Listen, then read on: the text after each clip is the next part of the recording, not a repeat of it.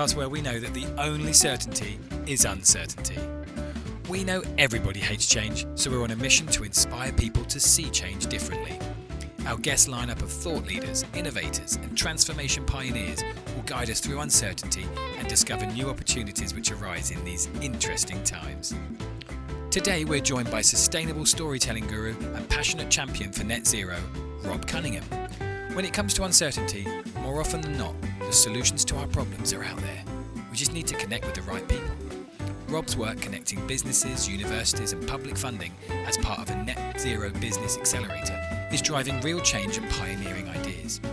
The climate and environmental crises are among the most pressing challenges we face today, and Rob explains why high levels of collaboration, innovation and rapid concerted action are vital for industry and individuals alike.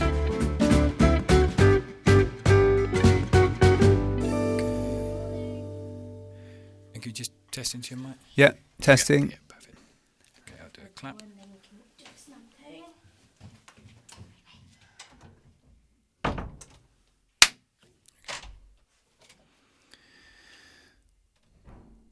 This episode, we're joined by Rob Cunningham, who's a marketing expert and strategist who has over 10 years' experience project managing business support and innovation networks. Most recently, he's been a major player at Clean Growth UK, which specialises in cross-sector partnerships. Their clean tech business network connects universities and businesses to catalyse clean and green business growth and innovation. Rob, welcome. Hi, Jonathan. Thanks for having me on. No, it's great to hear you. And we're really interested in, the kind of cross-sector, kind of combining businesses, universities, ideas like that. But before we get into clean growth, can you just give me a bit of an idea of how you started and how you got into specifically the topic of sustainability? Yeah, sure. Sustainability has always been something that I've been interested in. I've always liked the environment and been kind of that way leaning. But about 10 years ago, I had the opportunity to live in an off-grid house, a little cottage on the seaside in East Sussex. And my wife and I, we ran it as a B&B and a kind of retreat venue. And it was a magical 3 years, but the place was completely off-grid. All we had was one water supply going in, no electricity, no gas. So we had to generate any energy that we used ourselves, which was quite a fun way to live, but also quite a challenging way to live. And it really made me aware of just how much energy, how much electricity a household relied on, and how kind of easily we just waste it. When you've got to generate it yourself, you don't waste any of it. The example I always use is boiling a kettle. For us to boil a kettle, it would be like an hour and a half's exercise. We'd have to get the fire going in the Aga, wait for it to heat up, then put the kettle on. The kettle would probably take half an hour. Once you'd got to that stage, there was no way you were going to waste any of that boiling water. So tea becomes a luxury. Yeah, exactly. And just then I'd compare it to my previous kind of life where I'd just flick a kettle switch, boil the whole thing, let it cool down, flick it again, wouldn't even think twice about doing that, and then pour the rest down the sink after I'd made a cup of tea. And it just made me appreciate just how wasteful we were in our daily lives because of all these wonderful modern conveniences we have. So I had first kid had come along by then. I just thought I need to do something about this. This feels like a really unsustainable way of living. So I made it a bit of my mission to work in sustainability from there on. Amazing. And Clean Growth UK, obviously I talked a little bit there, but can you give us a bit more insight into what it is and how the initiative came about? Yeah, so it was born about 10 years ago. The University of Brighton is really strong on business engagement. Do a lot on working with local businesses and collaborating between businesses and the academics and the research facilities. And our then director, Zoe Osmond, saw an opportunity around the growth of the low-carbon economy and the expertise that the University of Brighton had to set up a specific network around low-carbon innovation. So we launched as the Green Growth Platform, just serving Sussex-based businesses, and we really focused on helping low-carbon businesses take products and services to market. Yeah. So we'd hook them up with university expertise or facilities to help them on their kind of product development journey. As an example, one business we worked with They worked closely with a product design team. They made use of 3D printers to iterate a prototype and test it, get data from it until it was ready to go to market. Yeah.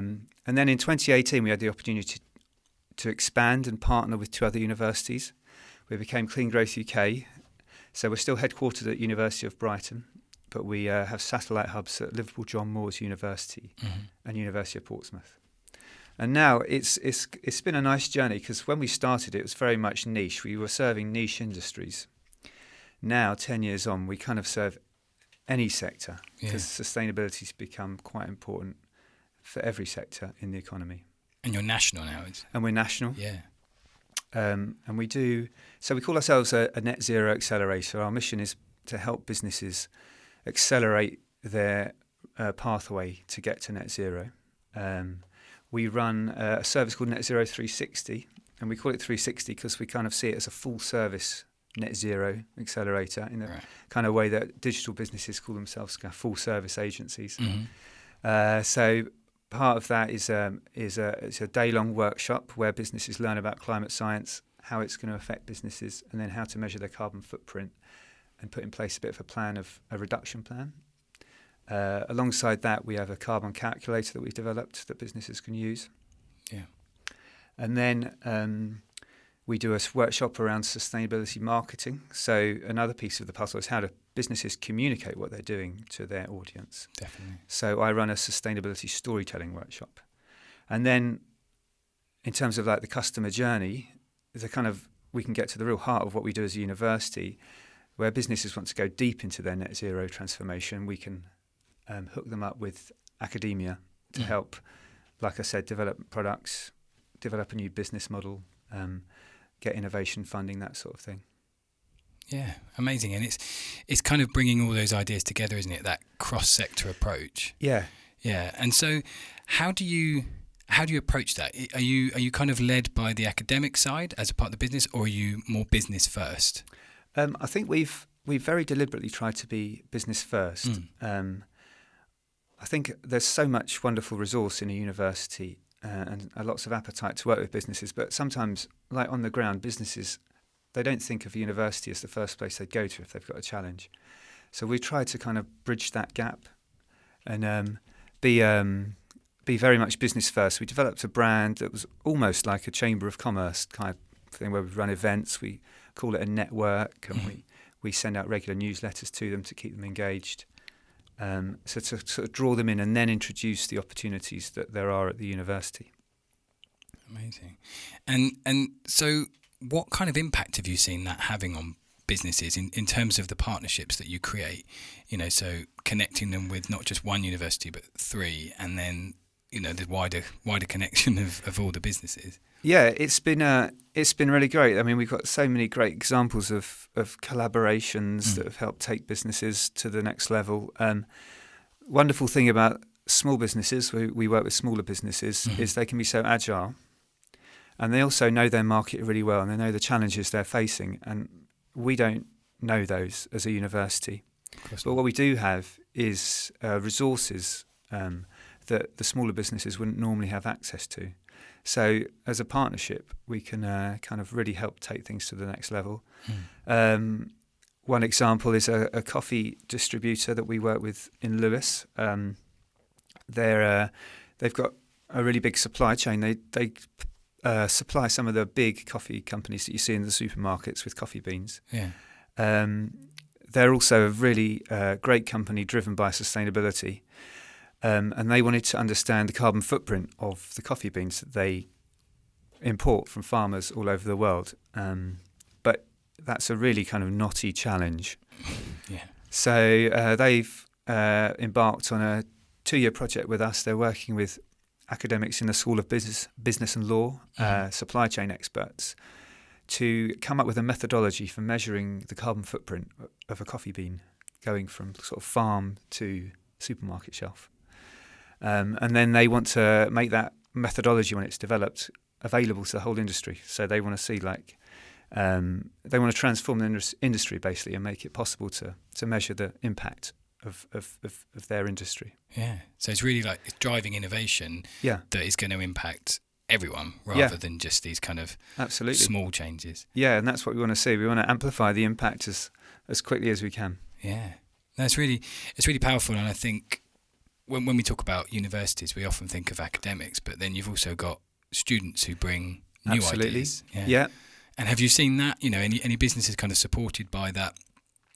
The kind of the ideas of tomorrow, as it were, with the students. Yeah, absolutely. That's something we really try to encourage. Is it's not just working with academics; it's working with the students. It's accessing the labs and all the facilities, and students able to oversee that and sort of project manage a project with a business and use their expertise, and that it's just a win-win really. Like the students get great experience working with a business, something to put on their CV.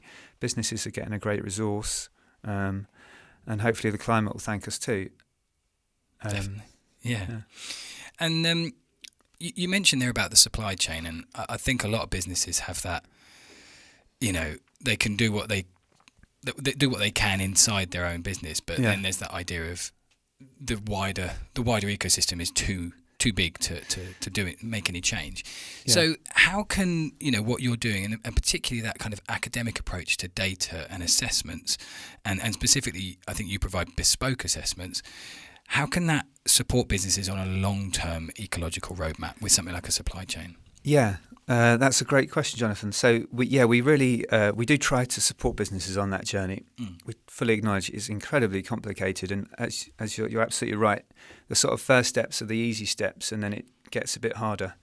In our workshops, we talk about we get slightly technical for a bit. We talk about scopes 1, 2, and 3. So scopes 1 and 2 of a carbon footprint are the emissions related to activity that are in your control, like the electricity you use, the cars you drive, that sort of thing. And then we talk about scope 3, which is everything else, which is your supply chain, basically. Yeah. The impact of the things that you buy. And also the impact of your products when they're out in the wild with your customer. Because that is a thing, like, obviously oil companies should take responsibility for people then burning the petrol that they produce. Of course.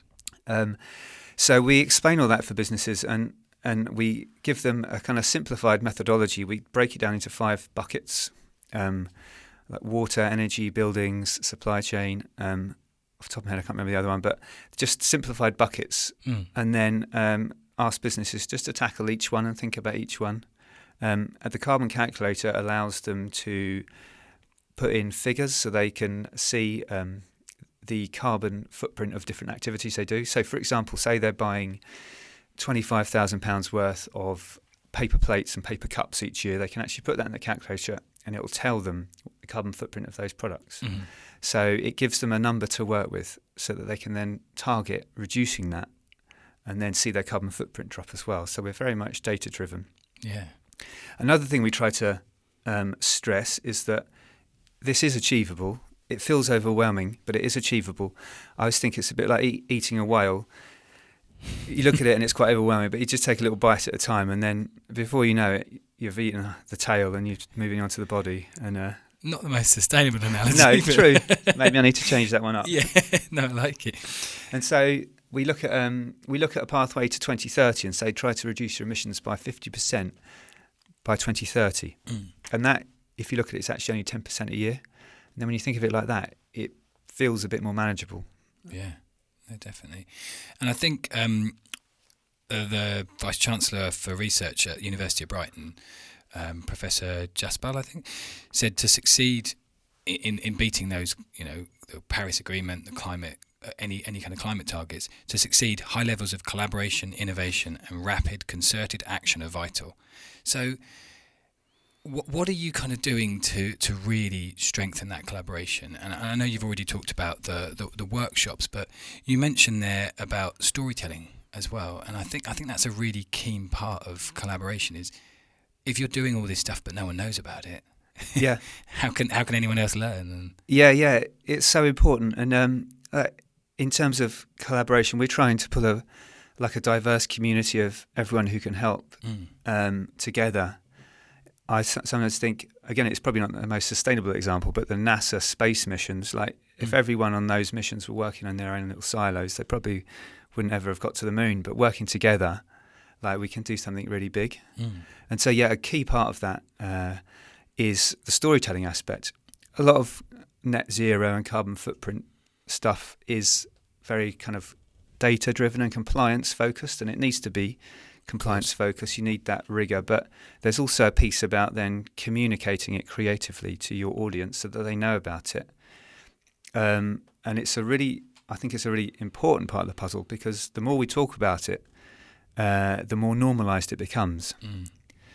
So if your favourite business that you buy your, pastries off every day starts talking about what they're doing to reduce their carbon footprint, suddenly it's part of your awareness and your consciousness, and you might start thinking about it for yourself, and it just becomes part of the conversation.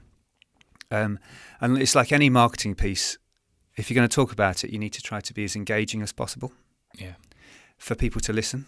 And so that's why we set up the workshop, to help businesses talk about what they're doing in an engaging way, in a way that captures the attention of their customers, their stakeholders, investors, their staff, because there are so many business benefits associated with this.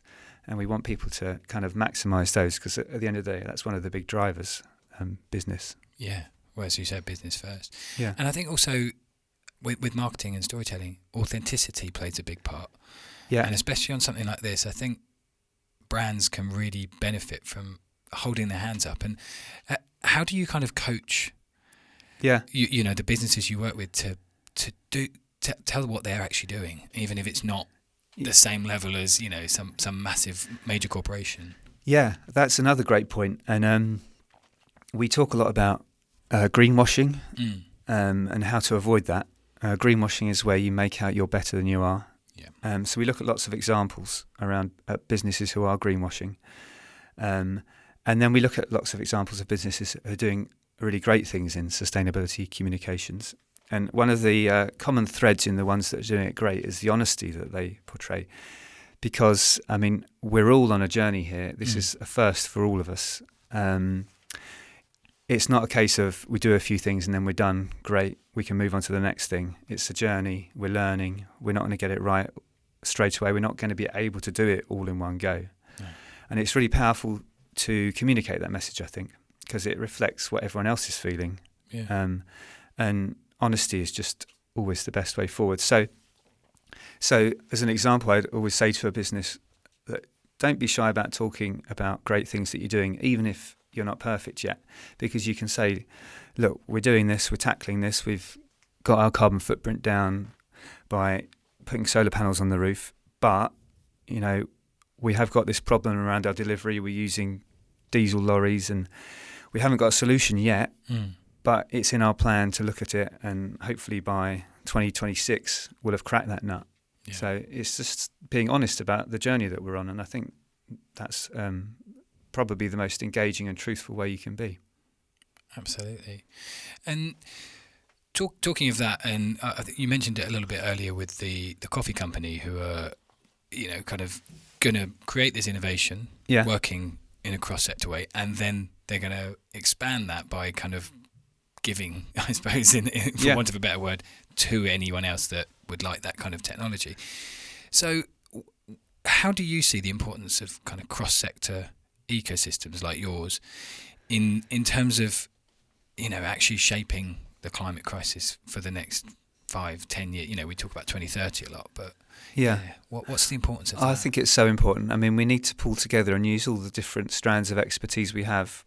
Like I said, businesses have got their strengths and universities have got their strengths, and like local authorities have got access to government funding and sort of a lot of influence over their communities, so they've got their strengths. So it's just so important. It's a big mission, probably the biggest mission humanity has faced, and we can't do it alone. I think just to sort of expand on the point, I think politically climate change has become a bit of a political football. Yeah. It's become politicised, which is a real shame. But I think we see in the business community, it's not really like that. Businesses appreciate that we need to pull together. And they from the top down, they're working on it. Like we hear lots of stories of businesses who apply for contracts with big organisations like NHS and other big corporates, and in order to get into their supply chain, they're asking for net zero pathway plans.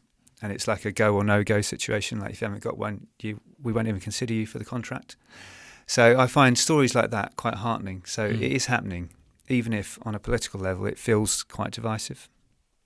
Yeah, I think it can kind of feel like a bit of a barrier, can't it? And I think what do you see as the ideal pathway for businesses? So if a business is listening to this and thinking, well, maybe we could benefit from the research, we could benefit from the workshops. What do you see as the ideal pathway for getting more businesses? And I know you work with smaller, but kind of getting that medium to large size business to take this same journey.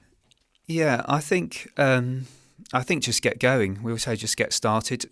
Try not to feel overwhelmed. Just do something. Ideal something would be to come on our workshop. But yeah, it is just a case of get cracking. I think the pathway is going to happen. Like net zero is going to happen with us or without us. Yeah. Worst case scenario is we'll go and the planet will return to net zero.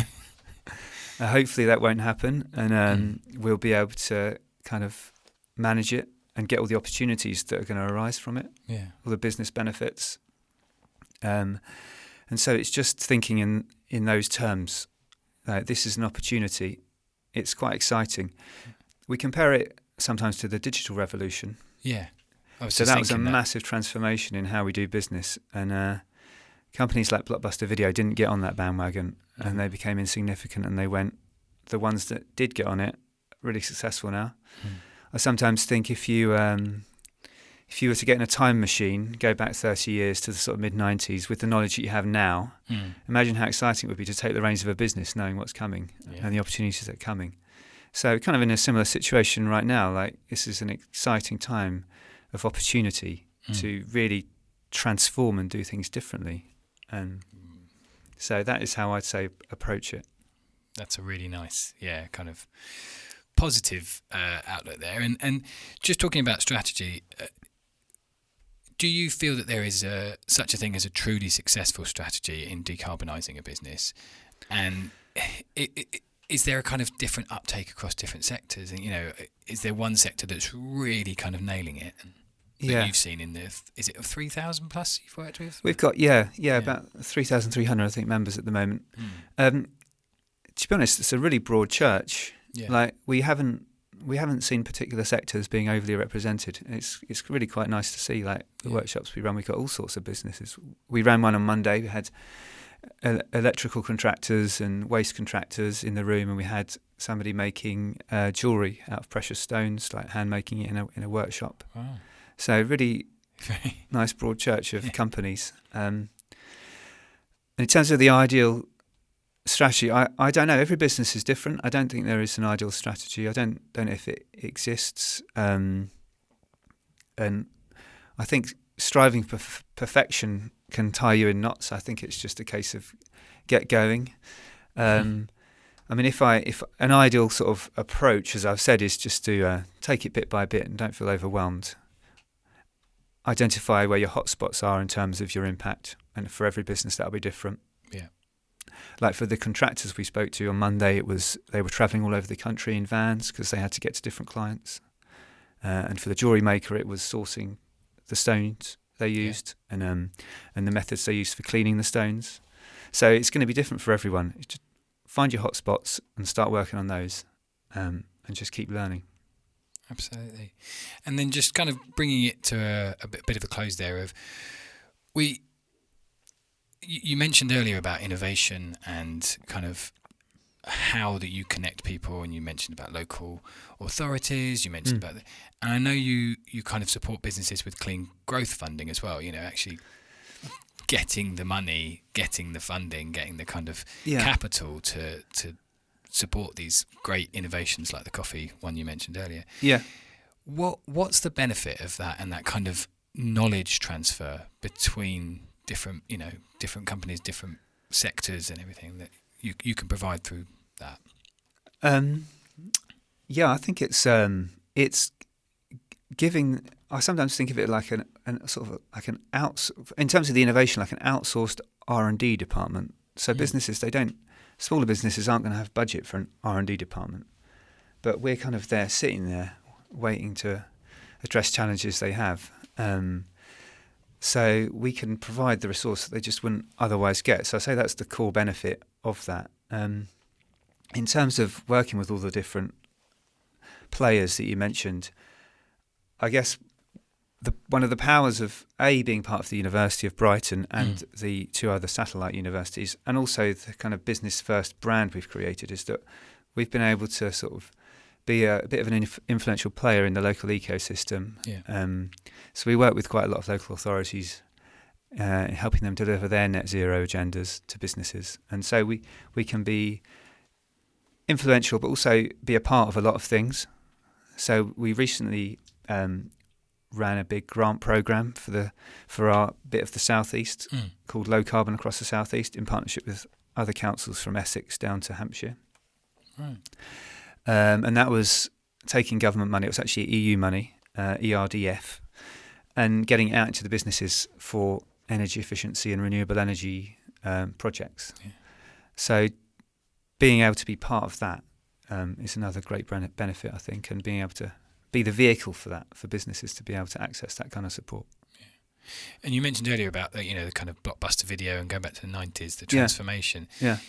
How important is that kind of cross-sector approach in something as kind of daunting as organisational change? Because it is, it's a daunting prospect. It is, yeah, and you can't do it alone, can you? And it's amazing, like the collaborations that you see, like in the room. Like we had a workshop a few months back. We had a company, they're a medical supplier, and we were talking about circular economy and waste, what you do with waste. Yeah. And the ideal with waste is to kind of is to make it not waste, is to keep it as a good, valuable product for as long as possible before you then think about recycling it or whatever.